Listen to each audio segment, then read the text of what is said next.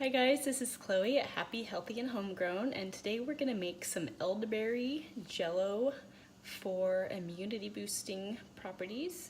So you can buy different kinds of elderberry. It needs to be pasteurized, but I bought this elderberry concentrate on Amazon because it's on Amazon Prime and, fast shipping.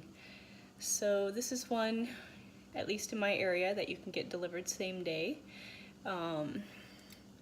You can also buy one that's not a concentrate. So if you buy an elderberry syrup that's not a concentrate, then you'll use twice or 3 times as much elderberry syrup concentrate as I'm going to use for regular, and then you'll just decrease the amount of juice you use.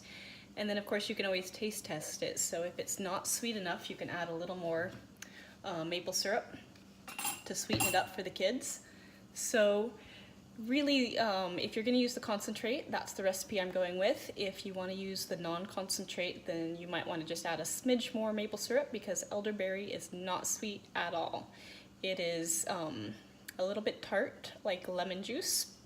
So let's get started here. To start with, I'm going to take a pot and put a little bit of water in it and start it to boil. So I have my water here simmering, and you don't need very much. So we're going to only need about 2.5 fluid ounces of water. So this is a tiny little 8-ounce jar. Kids use these to drink out of. Here's your typical 16-ounce ball jar. So we're only going to fill it to the 2.5 ounce line, which you'll see there's a 2 mark and a 4 mark. We'll fill it to 2.5 with the hot boiling water, and we will put in 1 tablespoon of gelatin powder. Now make sure your gelatin is high quality, humanely raised. This gelatin here is grass-fed, pasture-raised, and GMO-free, I think it says, and hormone-free. I'm reading backwards.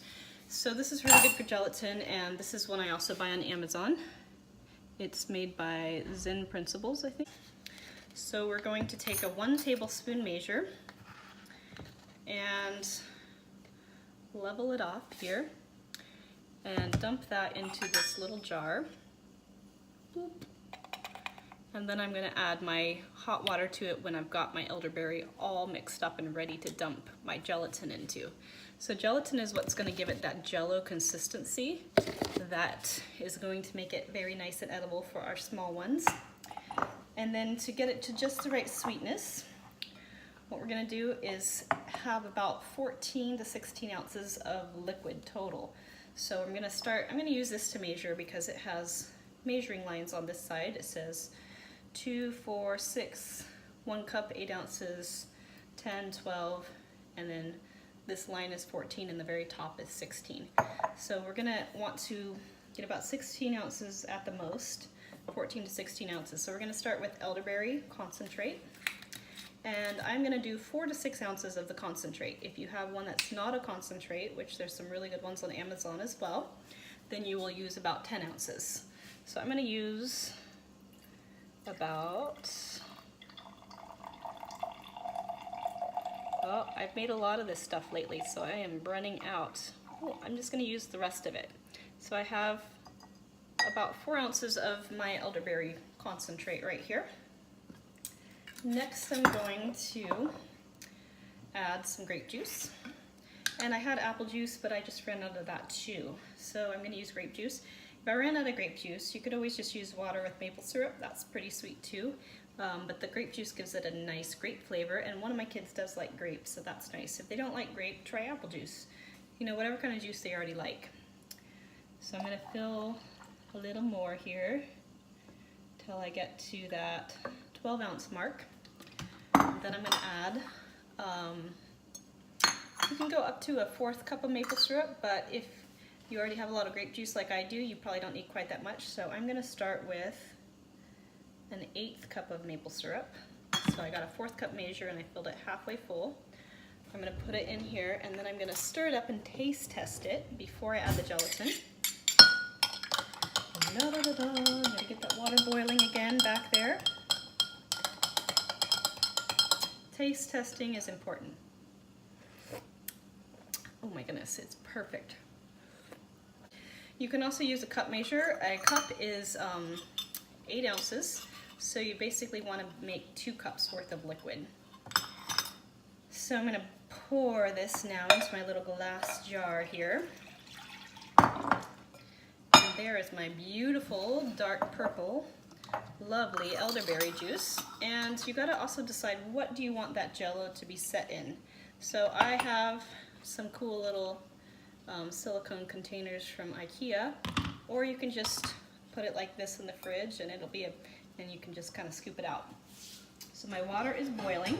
I've got my gelatin, and I'm going to add, let's see, where's my numbers? Right here. I'm going to fill it to the 2.5 ounce mark. Okay, I went already more 3, but I'm going to stir, stir, stir, and get all these little bits. I gotta stir it and get all those little chunks mixed out. I don't want any chunks going into my Jello. It's great if you can have your Jello, your juices at room temperature. If not, don't worry. I always make it when it's not at room temperature, when it's fresh out of the fridge. And you just gotta stir fast. So here's my gelatin water, and you see how it has chunks in it? Kids probably won't like those chunks. So what I'm going to do with those chunks is I'm going to strain them out. I have a little strainer, one of these metal mesh strainers, and as I dump my gelatin in, I'm going to put it through the strainer so it catches all those little chunks.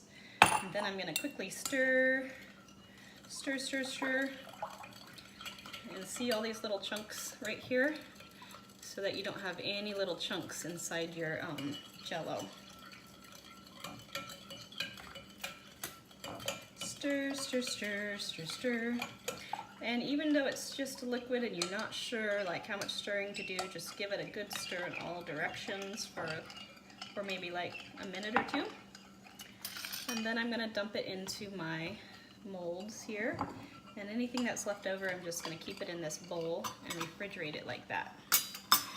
The tricky thing about these Jello molds though is they don't always come out perfectly.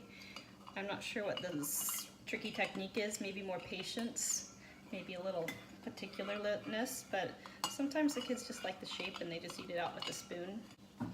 Something with a little pour spout on it works 100 times better than a bowl with no pour spout. So I'm going to dump from one to the other. Alright, so I'm not a fan of plastic bowls, but this one's just been around a while, so here we go.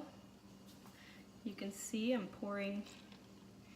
filling up all these little ones. If it splashes over, I don't care because it just goes through the dishwasher anyway.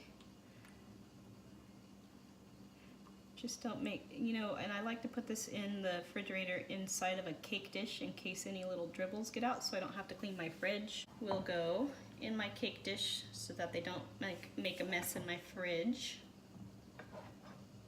Ta-da! And they don't both fit side by side, so I'm just going to stack them on top of each other like that. A bit of this Jello I'm just going to dump back into this glass dish and put it in the fridge like that. So let me show you the one I made last night. Here's the one I made last night. So jello-y. See, this is the texture it came out as. Very nice. It's together quite well. See? Looks just like Jello. And you only need a little bit, like a couple tablespoons per kid, 2 or 3 times a day, or just once a day, whatever you get around to. But elderberry has lots of amazing benefits. It boosts your immune system and helps keep the sickies away from the house. So here's to some delicious elderberry Jello. Oh, good. Thanks for watching, and I hope you like this video. Please share it with your friends if you want to make some good, delicious, and immune boosting Jello. Thanks for your support, and comment below if you have any thoughts, or tell me how you liked it and the version that you made. All right, bless you guys with amazing health. This is Chloe. Bye-bye.